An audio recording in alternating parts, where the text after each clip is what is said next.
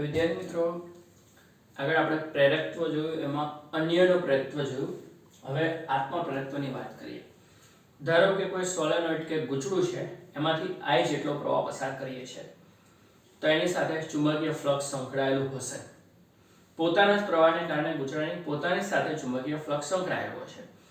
હવે એમાંથી વહેતા પ્રવાહમાં ફેરફાર કરવામાં આવે તો ગૂંચળાના પોતાના ચુંબકીય ફ્લક્સમાં ફેરફાર થાય અને એમાં પોતાની અંદર જ EMF પ્રેરિત થાય, જેને આત્મપ્રેરિત EMF ના કે ઘટનાને આત્મપ્રેરણ તરીકે ઓળખવામાં આવે. એમાં જે અચળાંક આવે એને આત્મપ્રેરકત્વ કહેવાય. ધારો કે ગૂંચળામાં આટાની સંખ્યા n છે અને દરેક આટા સાથે સંકળાયેલું ફ્લક્સ 5B છે, તો n5B ચલે છે I થશે. ચલે છે દૂર કરવા માટે અચળાંક તરીકે L મૂકવામાં આવે, જેને આત્મપ્રેરકત્વ સેલ્ફ ઇન્ડક્ટન્સ કહેવામાં આવે છે. હવે પ્રેરિત EMF ગૂંચળા સાથે સંકળાયેલ ફ્લક્સમાં ફેરફાર કરવાનો, તો n5B એની કિંમત છે Li, L અચળ છે 12 di/dt. તો જો આત્મપ્રેરિત EMF નું સૂત્ર દર્શાવે છે -L di/dt. બરાબર. હવે આપણે આત્મપ્રેરકત્વનું સૂત્ર મેળવ્યું રીતે અન્યનો પ્રેરકત્વનું મેળવ્યું રીતે આત્મપ્રેરકત્વનું પણ મેળવી દઈએ. કુલ ચુંબકીય ફ્લક્સ n5B એટલે શું થાય? n એટલે કુલ આટા છે, એકમ લંબાઈના આટા ગુણ્યા કુલ લંબાઈ. ફ્લક્સ એટલે B * A. B ચુંબકીય ક્ષેત્ર સોલેનોઇડ ગૂંચળાની અંદર μ0 ni. હવે એક જ ગૂંચળું છે એટલે 1 2 એવું આવતું નથી, એટલે અહીંયા પણ n છે ને અહીંયા પણ n છે ને અહીંયા I જ છે. ક્ષેત્રફળ A છે ને આડછેદનું ક્ષેત્રફળ, તો μ0 n² A અને L આત્મપ્રેરકત્વનું સૂત્ર થઈ ગયું. જો અન્યનો પ્રેરકત્વમાં શું ફરક પડતો હતો? μ0 n1 n2 L અને આના A ના સ્થાને πr1² આવતું. અહીંયા A એટલે πr² જ છે, પણ 1 2 એવું નહીં આવે, કારણ કે એકનું એક ગૂંચળું છે, પોતે જ ગૂંચળું, પોતાનામાંથી પ્રવાહ, પોતાનું ફ્લક્સ છે, પોતાનું EMF છે. તો આ રીતે આત્મપ્રેરકત્વનું સૂત્ર મળે છે શૂન્યાવકાશ માટે. જો ગૂંચળાની અંદર કોઈ માધ્યમ હોય, દાખલા તરીકે લોખંડનો સળિયો હોય, તો μ0 ને બદલે μ આવે ને μ એટલે μ0 * μr થઈ જાય. તો આવું આત્મપ્રેરકત્વનું સૂત્ર મળશે. હવે એમાં સંગ્રહિત ઊર્જા તરફ આપણે આગળ વધીએ. તો પાવર P એટલે કાર્ય કરવાનો સમય દર અને પાવર એટલે V * I વોલ્ટેજ ગુણ્યા પ્રવાહ, પણ અહીંયા આપણે EMF ની સંજ્ઞા એપ્સિલોન લઈએ છીએ. ઓકે, એપ્સિલોન નું મૂલ્ય આવ્યું આ -L di/dt છે, પણ માનકમાં મૂકી દો તો કેટલા આવે? L di/dt આવે. બંનેના છેદમાંથી dt ઉડાડી દો તો dw = Li di થાય. તો ગૂંચળાના પ્રવાહમાં di જેટલો ફેરફાર કરવા માટે કરવું પડતું કાર્ય dw છે. તો પ્રવાહમાં 0 થી I જેટલો ફેરફાર કરવા માટે કુલ કાર્ય કેટલું આવશે? w = સંકલન dw સંકલન 0 થી I અને dw ની કિંમત, dt તો ઉડી ગયા છે, Li di થશે. L અચળ છે 12, I નું સંકલન I²/2 સીમાઓ 0 થી I છે એટલે આ જ આવશે. તો ગૂંચળામાંથી પ્રવાહ પસાર કરીએ, 0 થી લઈને I જેટલો પ્રવાહ પ્રસ્થાપિત કરવા માટે કરવું પડતું કાર્ય, જેમાં ચુંબકીય ઊર્જા સ્વરૂપે સંગ્રહિત થશે 1/2 Li². જેમ કેપેસિટરમાં વિદ્યુતભાર પ્રસ્થાપિત કરવા માટે કરવું પડતું કાર્ય છે 1/2 CV², એવી રીતે ઇન્ડક્ટરમાં 1/2 Li² છે. હકીકતમાં ગતિ ઊર્જાનું સૂત્ર K = 1/2 mv² ને મળતું આવે છે.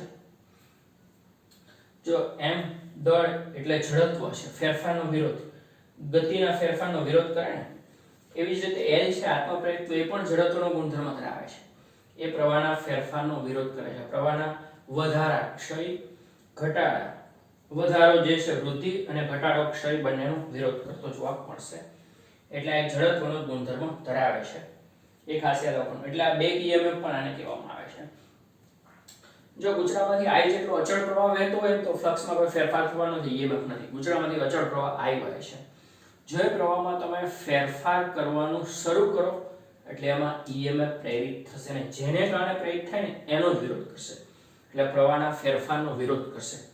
તો પરિપથમાં ગૂંચળું રાખવાનું મુખ્ય ધ્યેય એ છે કે પ્રવાહમાં ઝડપી ફેરફાર ન થઈ શકે, કારણ કે થોડોક ફેરફાર થવા મળે ને તરત જ EMF ઉત્પન્ન થશે, જે ફેરફારને પાછો ધકેલશે, એટલે બેક EMF કહેવામાં આવે. અને આત્મપ્રેરકત્વ ગૂંચળું જે છે એ ફેરફારનો વિરોધ કરે, એટલે જડત્વનો ગુણધર્મ, જેમ કે દળ છે, દળ પણ ફેરફારનો વિરોધ કરે છે, ગતિની અવસ્થાના ફેરફારનો વિરોધ કરે, ન્યૂટનનો પહેલો બીજો નિયમ. તો આ રીતે સંગ્રહિત ઊર્જાનું સૂત્ર મળે છે. હવે માની લો કે એવું બને કે બે ગૂંચળા 5 પાસે ગોઠવેલા છે, 1 અને 2, બંનેમાંથી પ્રવાહ વહે છે I1 I2. એમાંથી પહેલા ગુચરા સાથે સંકળાયેલું કુલ ચુંબકીય ફ્લક્સ N151 એટલે પોતાના પ્રવાહને કારણે એટલે M11 મૂકેલો. હકીકતમાં M11 એટલે L જ છે, આત્મપ્રેરકત્વ પોતાનું. જ્યારે M12 અન્યનો પ્રેરકત્વ છે. પ્રવાહ બીજાનો છે, ફ્લક્સ પહેલાનો છે. તો પહેલા ગુચરાના પ્રવાહ I1 ને કારણે અને બીજા ગુચરાના પ્રવાહ I2 ને કારણે પહેલા ગુચરા સાથે સંકળાયેલું કુલ ફ્લક્સ આટલું છે. હવે બંનેના પ્રવાહમાં ફેરફાર કરો તો પહેલા ગુચરાના ફ્લક્સમાં ફેરફાર થશે, EMF પ્રેરિત થશે. તો અહીંયા di1/dt, અહીંયા di2/dt થશે અને ઋણ નિશાની લેસ ધેન એમની હાજરી. તો આ રીતે સૂત્ર M12 is nothing but L1 જ છે, પહેલા ગુચરાનું આત્મપ્રેરકત્વ. તો અત્યાર સુધી આપણે શું જોયું કે બે ગુચરા હતા, એકબીજા ઉપર બી વીટેલા હતા. એમાં એકના પ્રવાહમાં ફેરફાર કર્યો અને બીજાના ફ્લક્સમાં ફેરફાર થઈને EMF પ્રેરિત થયું. એના પરથી અન્યનો પ્રેરકત્વ M12 M21 મળ્યા. અહીંયા આપણે એક જ ગુચરો, એનો જ પ્રવાહ, એના જ ફ્લક્સનો ફેરફાર ને EMF જોયું. અહીંયા આત્મપ્રેરકત્વ એ લાગ્યું. હવે બે ગુચરા હોય, બેયના પ્રવાહમાં ફેરફાર કરો, એકમાં પ્રેરિત EMF ની વાત કરો તો આવો સંબંધ આવી શકે છે.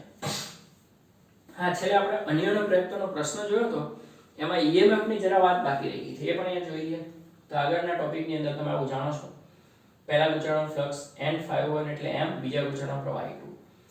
બીજા ગુચરાના પ્રવાહમાં ફેરફાર કરો એટલે પ્રથમ ગુચરાના ફ્લક્સમાં ફેરફાર થાય અને એમાં EMF પ્રેરિત થાય. ફેરાડેનો નિયમ, ઋણ નિશાની લેન્સના નિયમની હાજરી.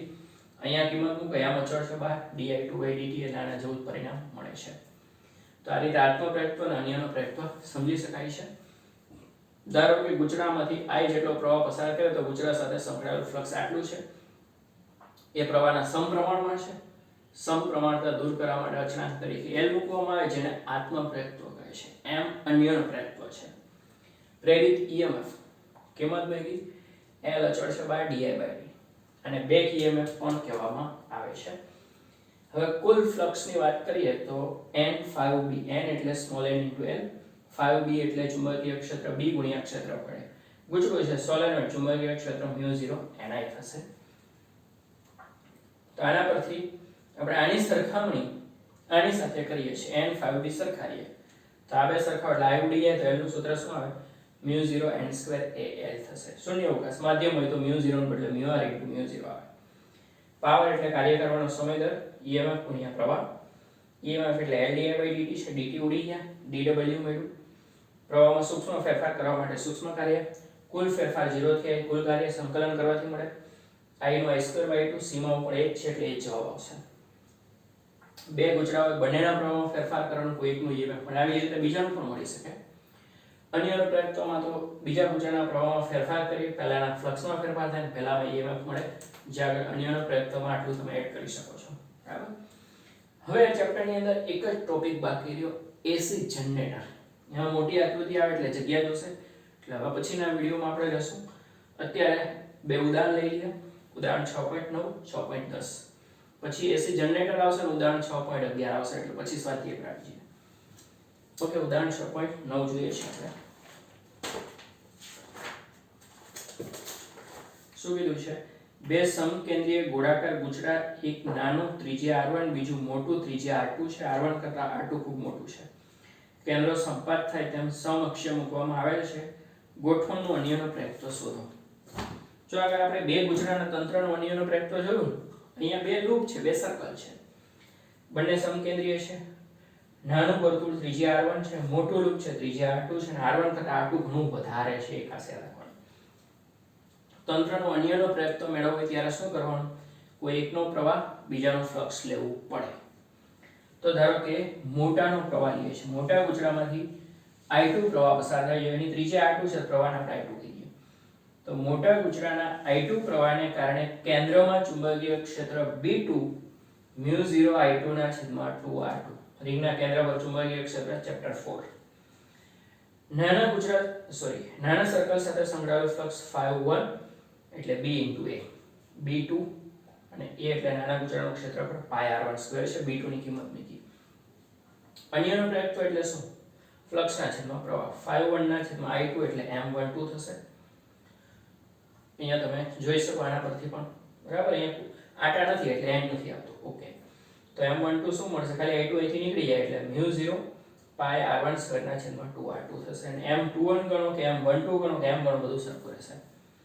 તો મોટા ગુચડામાંથી I2 પ્રવાહ પસાર કરીને કેન્દ્ર પર ચુંબકીય ક્ષેત્ર B2 મળ્યું.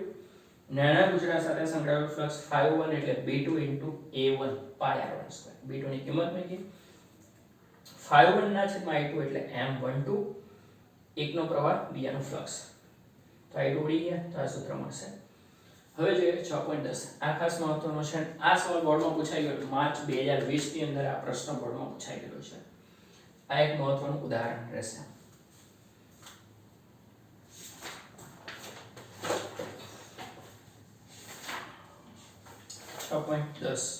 A ચુંબકીય ક્ષેત્ર B ક્ષેત્રફળ A અને સોલેનોઇડની લંબાઈ L ના પદમાં સોલેનોઇડમાં સંગ્રહિત ચુંબકીય ઊર્જાનું સૂત્ર મેળવો. B ચુંબકીય ઊર્જાને કેપેસિટરમાં સંગ્રહિત સ્થિત વિદ્યુત ઊર્જા સાથે કેવી રીતે સરખાવી શકાય? ચલો, સોલેનોઇડમાં સંગ્રહિત ચુંબકીય ઊર્જા UB એટલે 1/2 Li² જે આ છે તે જ ઊર્જા કે કાર્ય. એમાં I ના સ્થાને આપણે કિંમત મૂકીએ. સોલેનોઇડનું ચુંબકીય ક્ષેત્ર B બરાબર μ0 Ni. તો I બરાબર શું કહેવાય? B ના છેદમાં μ0 N કહેવાય ને એનો વર્ગ કરીને લખી દીધું. એવી જ રીતે L નું સૂત્ર અહીંયા આવી ગયું છે μ0 N² એ L. બરાબર, તો L ના સ્થાને અહીંયા આપણે લખી દીધું. કેટલું ઉડશે? μ0 નો વર્ગ છે ને અહીંયા μ0 એટલે છેદમાં એક μ0 બાકી રહેશે. N² આખો ઉડી જશે. B² L છેદમાં 2 અને એક μ0 આટલી ઊર્જા સંગ્રહિત થશે ઇન્ડક્ટર સોલેનોઇડની અંદર. હવે એકમ કદ દીઠ ચુંબકીય ઊર્જાને ઊર્જા ઘનતા કહેવામાં આવે. આપણે જાણીએ છીએ કેપેસિટરમાં મેળવેલું હતું. સ્મોલ UB લઈએ તો UB ના છેદમાં V કદ. સોલેનોઇડના આડછેદનું ક્ષેત્રફળ એ છે ને લંબાઈ L છે તો કદ કેટલું કહેવાય? A * L જ કહેવાય ને. તો A * L ઉડી જાય કેટલા બાકી રહેશે? B² ના છેદમાં 2 μ0. તો આ સોલેનોઇડ ગુચડામાં સંગ્રહિત ચુંબકીય ઊર્જા ઘનતા છે. કેપેસિટરમાં સંગ્રહિત વિદ્યુત ક્ષેત્રની ઊર્જા ઘનતા UE 1/2 ε0 E² એને મળતું આવે છે, જોઈ શકાય છે.